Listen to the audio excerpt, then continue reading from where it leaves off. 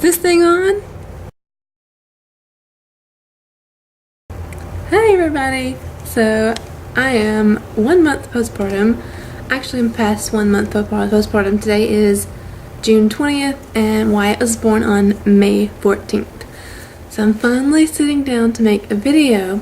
Been meaning to every day for forever. Thought I'd make it 2 week, missed that. So finally I'm just sitting down and doing it. I've heard every mom of 2 kids say they didn't realize how much time they had before they had 2 when they just had 1, and I am echoing all of them. It's true. When you had 1, you didn't realize just how much time you had. Tons of time. So here I am, finally sitting down to do it. Both boys are asleep right now, and I imagine before I finish they'll both be up. So it's actually going really well. We definitely have our ups and downs, and life is a roller coaster. Wyatt has been sleeping pretty well. For several nights in a row he was sleeping from around 9:30 to 2:45, which was awesome. And then he's kind of, regressed a little, but whatever, he's not getting up every 2 hours every night, so it's pretty great. My initial recovery postpartum was pretty good. When he was born, I did have a 2nd-degree tear and another small tear but she said the 2nd-degree one barely counted as 2nd degrees, and with Logan I had some extensive damage, so this was not bad at all. I've been taking it extremely easy up until the last week or two, so just really trying to focus on being postpartum. My mom stayed for, I can't remember, I think at least a week or more after Wyatt was born. So that first week was like super easy. Taking it super easy, that is.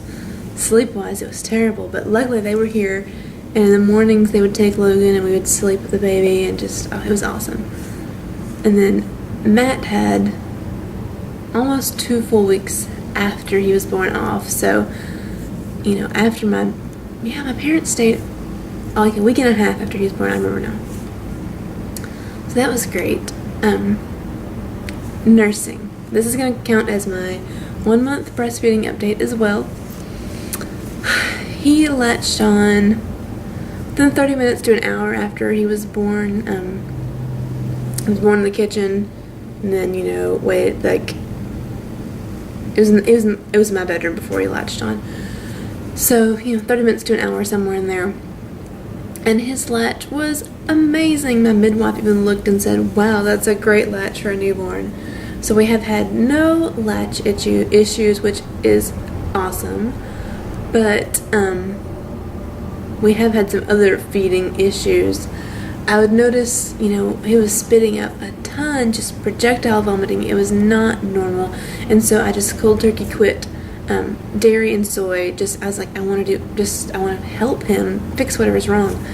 So I cut out dairy and soy, just like cold turkey, and I did not cheat at all. I wanted to so bad, and I said several times that if it was just for me, I would have already cheated, but for the baby, I could withstand and do it, even though my husband was sitting next to me eating ice cream. He's usually more thoughtful than that. So, but the problem continued, and then it became pretty obvious that the problem was my oversupply and insanely strong letdown. And with Logan, I did have some letdown issues, but I don't know if my breastfeeding history with him, I can probably post a link to a blog post about it, but he would, with Logan, he had other health issues, and I exclusively pumped from about 5 days for about a month or so, a month or a little more of exclusive pumping. So when he was smaller, he didn't have to handle my letdown. But Wyatt has been nursing exclusively, nursing since birth. So, he's having to deal with this letdown, which is so strong. It almost hurts sometimes when I let down. I have lots of letdowns when he's not even nursing. one night I was brushing my teeth and I had a letdown and pulled my towel down. It was literally spraying across the room. He wasn't even nursing. So I started, when I realized what it was, I would start to unlatch him during the letdown and hand express a little bit to let it calm down and put him back on. And it was, within a few days, this extensive spitting up was better. And I was just so thankful. I still have crazy letdowns now.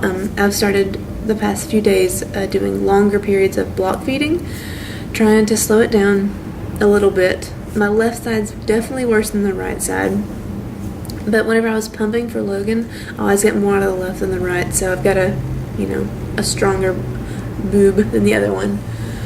So things are definitely getting better with that. Hopefully it'll calm down. But here's what I realized. Just a few days ago, it clicked, a light bulb in my head. I had my placenta encapsulated, and one of the wonderful benefits of placenta encapsulation is increased milk supply, which I didn't need. I can't believe it didn't occur to me sooner. And actually my mom thought of it first, and I was like, oh my gosh, I can't believe I hadn't thought of that. So I had actually already stopped taking them when I realized. But let's use that to segue into placenta encapsulation.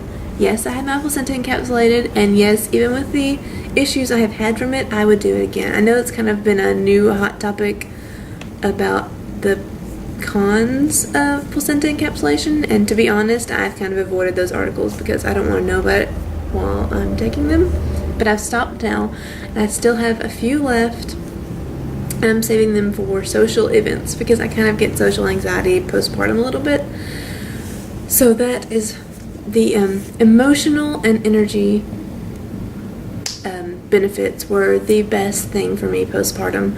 I have had just practically no baby blues. I tend to be kind of an anxious person anyways, especially social anxiety. I'm a fairly socially awkward, believe it or not. So,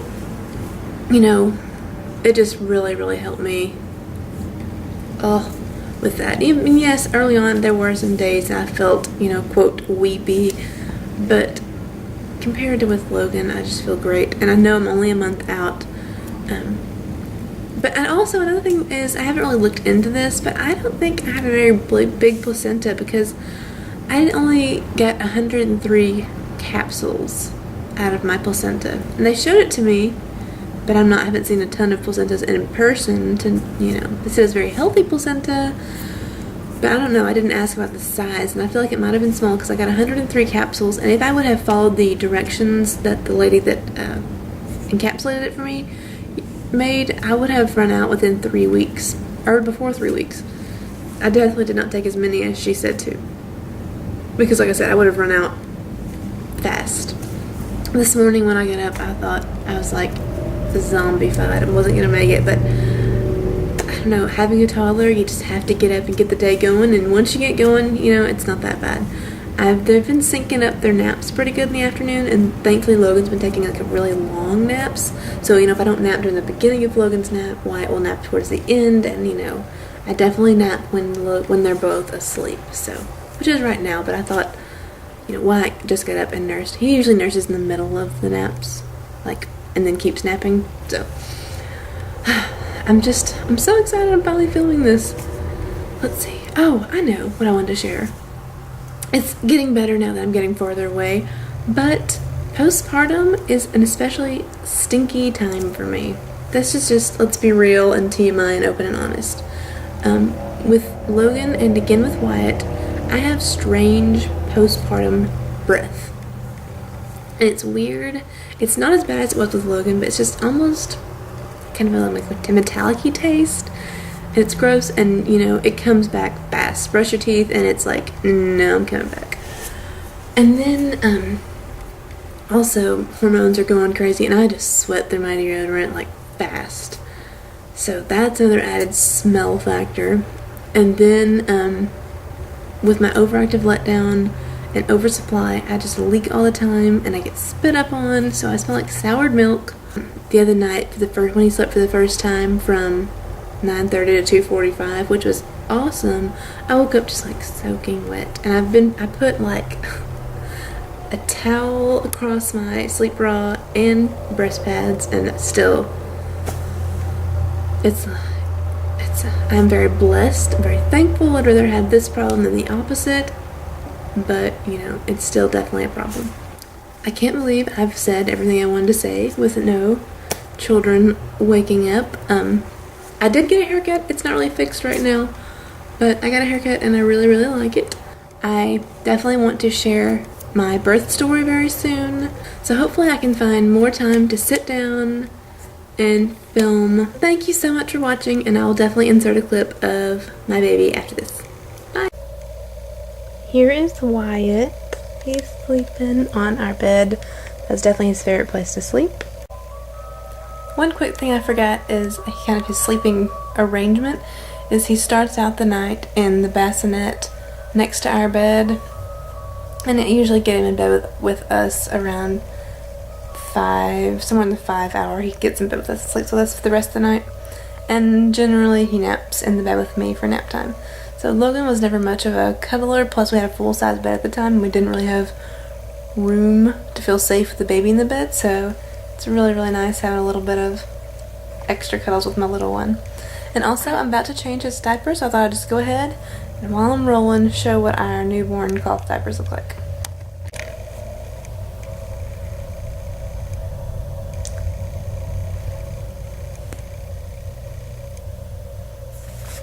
Okay. We use pre-folds and covers with our little ones. Oh, stretch. Mama, stop messing with me. And these are the size of the pre-folds. And this is a Rumparoo's newborn cover. Oh, mama. I heard him pooping in here, so. And this is the little pre-fold that I was going to change before he nursed, but it was dry, but now it is soaked through, so. This is the small snappy. So that's our setup for newborn cloth diapering.